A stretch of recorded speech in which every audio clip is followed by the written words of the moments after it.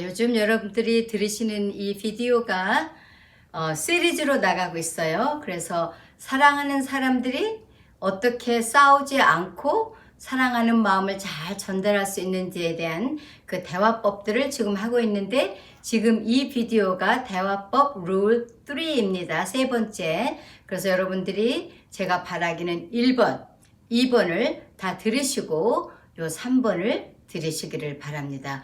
우리가 이게 부부로 살면서 싸우는 이유 중에 정말 큰 이유 중에 하나가 서로가 서로의 감정을 무시하고 이 축소하는 대화를 하기 때문에 생기는 일들이 많이 있어요. 그 사람이 자기의 감정을 무시당하거나 아무것도 아닌 것처럼 느끼게 하는 그렇게 대우를 받을 때 상당히 화가 나죠. 그리고 누구든지 이거는 남녀노소를 막론하고 내 감정이 축소당할 때, 또 내 마음이 이렇게 차단당할 때 이렇게 정 떨어진다고 그러죠. 정이 딱 떨어지는 것처럼 느끼게 되어요. 그래서 이게 정이 딱 떨어지면 사랑이 떨어진다 하는 말과 같은 말인 것 같아요. 한국말로 정이 떨어진다 하는 말은. 그래서 우리가 이 감정을 축소하지 않고 또 듣는 사람은 감정을 축소당하지 않으면서 대화를 하는 게 굉장히 중요해요. 왜냐하면 우리가 인간으로서 느끼는 모든 감정은 다 중요해요. 모든 감정은 그럴 만한 이유가 있기 때문에 느끼게 돼 있어요. 그래서 여러분들이 서로가 부부가 느끼는 주고받는 감정을 아주 대단한 것처럼 대화하는 습관을 들이면 여러분들이 이 부부로 싸우는 일을 많이 줄일 수 있을 거예요. 그래서 감정을 축소하지 않는다는 게 뭐냐, 또 축소하는 거는 뭐냐. 그러니까 예를 들어서 남편이 밤새 고민을 하면서 엎치락 뒤치락 잠을 잘 못 잤어요. 그럼 남편의 감정을 축소하는 대화는 이렇게 나와. 여보, 뭘 남자가 돼가지고 그까짓 걸 가지고 그렇게, 아이고 정말 쪼잔해서 봐줄 수가 없어. 뭘 그런 걸 그렇게 신경 써요. 그냥 자지. 자, 이렇게 말을 하면 남편의 느낌이 어떻겠어요? 우리 남편한테 이렇게 말을 하고 물어봤더니 되게 기분 나쁘다 그래요. 왜? 자기가 힘든 것을 축소당한 느낌이에요. 아무것도 아닌 거 가지고 내가 신경을 쓰는 것처럼. 근데 그렇게 그런 것을 당하는 사람은 늘 마음이 상하고 기분이 안 좋아요. 그럼 감정을 축소하지 않고 하는 대화는 어떤 거냐? 자, 잘 들으세요.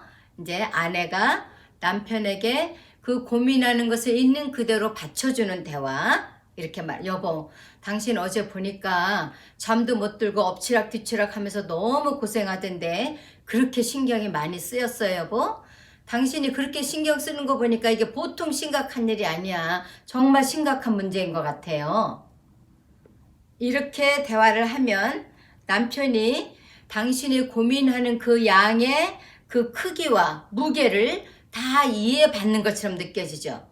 그러면 이 이해받은 것 때문에 오늘 저녁에 잠을 더 잘 수 있겠어요, 없겠어요?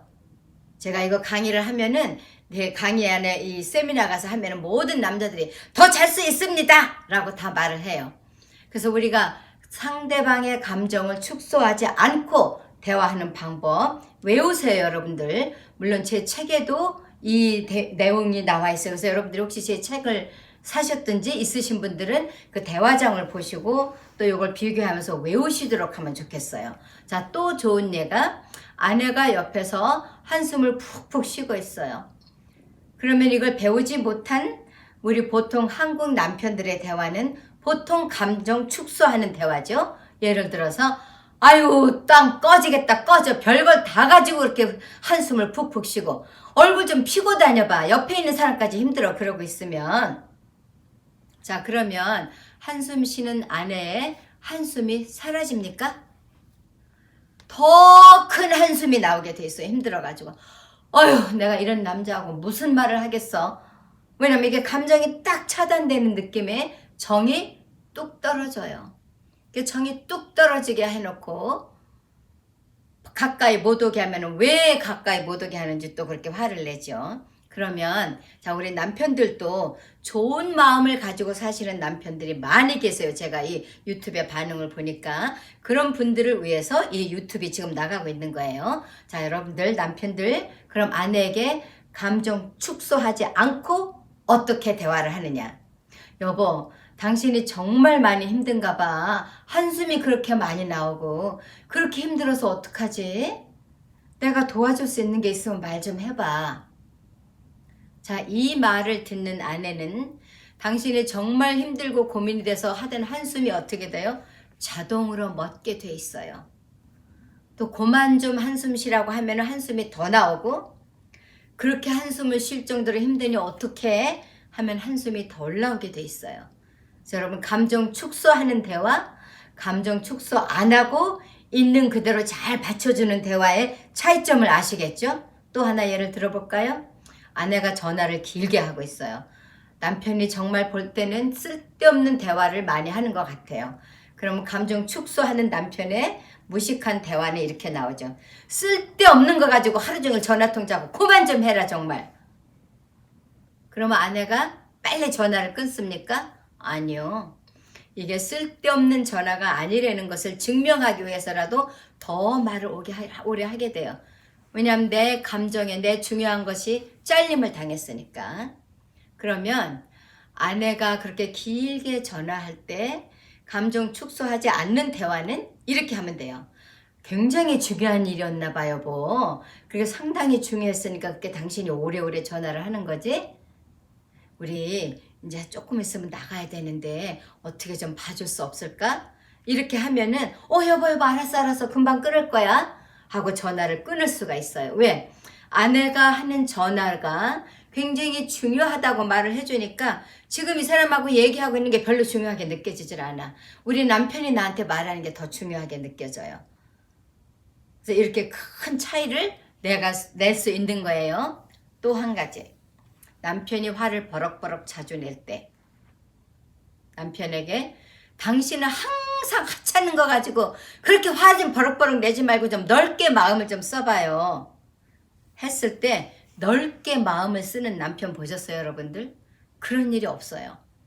당신이 화를 버럭버럭 내는 게 하찮은 거 가지고 낸다 하니까 더 화가 나는 거예요. 그럼 이렇게 버럭버럭 난 거, 화차는 걸 가지고 화내는 거를 줄일 수 있는 방법은, 여보, 당신이 화를 많이 내는 거 보니까 당신한테 정말 그게 중요한 일이었어. 그렇죠? 하면은 화가 막 나다가도 그게 탁 줄어들게 돼 있어요.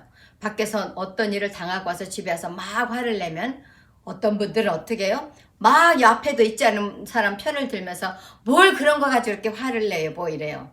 그러지 말고 앞에 있는 내 남편의 편을 들면서 당신이 그렇게 화를 내는 거 보니까 그 사람 정말 당신에게 힘들게 했나 봐. 감정을 있는 그대로 받쳐줘서 중요하게 느끼게 해주는 거를 말씀드리는 거예요. 제가 화내는 거에 대해서 말을 하니까 이 말을 하니까 그럼 내가 화를 버럭버럭 내는 게 괜찮다 라고 생각하시면 안 돼요. 여러분들이 화를 자주 조금씩 낼 때는 이런 대화를 할 수 있지만 여러분들의 화내는 강도가 뭘 집어 던진다든지 소리를 크게 질러서 아이들이나 아내가 놀랄 정도로 음성이 크다든지 때린다든지 이런 정도의 화가 있으면 여러분들은 분명히 상처의 치유를 받아야 이 분노가 없어져요. 그래서 화내는 것을 정당화시키는 건 아니에요. 그러나 이렇게 심한 화가 아니어도 잔잔한 화를 우리가 서로 대화를 잘 못했기 때문에 나는 화들을 어떻게 하면 줄일 수 있느냐를 지금 말씀드리는 거예요. 자, 넘버 3 룰 기억하세요. 감정을 축소하지 않고 있는 그대로 중요하게 느끼게 해준다. 따라 해볼까요? 감정 축소하지 않고 있는 그대로 감정을 느끼게 해준다.